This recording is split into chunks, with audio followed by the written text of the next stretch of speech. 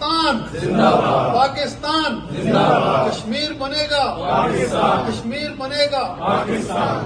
سعودی عرب میں international Kashmir press club کے زیر اہتمام آزادی پاکستان کے موقع پر ایک پروقار تقریب کا اہتمام کیا گیا۔ انٹرنیشنل کشمیر پریس کلب کے صدر سردار محمد رزاق خان اور ملک محمد جہانگیر نے کہا کہ اللہ کے فضل و کرم سے آج پاکستان ایک جمہوری فلاحی ریاست ہونے کے ساتھ ساتھ عالم اسلام کا ایک نمبر اور دنیا کا چھٹا ایٹمی ملک ہے، جو جغرافیائی حادثے کی بنیاد پر نہیں بلکہ ایک تحریک اور دو قومی نظریے کی بنیاد پر مارد وجود میں آیا۔ پاکستان نظریہ اسلام کی بنیاد پہ قائم ہوا اور آج ہم دیار غیر سے ہوتے ہوئے اس چیز کی یقین دہانی کرواتے ہیں کہ پاکستان کی دفاع کے لیے، پاکستان کی سلامتی کے لیے اگر ہمیں بڑی سی بڑی جنگ لڑنی پڑی تو وہ بھی لڑیں گے۔ تقریب سے حاجی احسان دانش، وسیم ساجد اور سردار نصیر کا کہنا تھا کہ آج ہم ایک آزاد ملک کے شہری ہیں۔ 14 اگست کا دن ہمیں قربانیوں کی یاد دلاتا ہے کہ آج ہمارا ملک آزاد ہے۔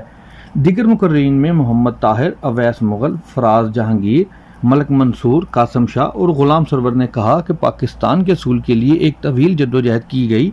آج پاکستان کی سلامتی کے لیے ہمیں اکٹھے ہو کر کام کرنا پڑے گا۔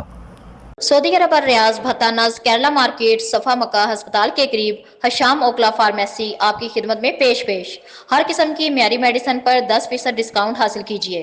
رابطے کے لیے 27665556 بہترین میڈیسن کا مرکز۔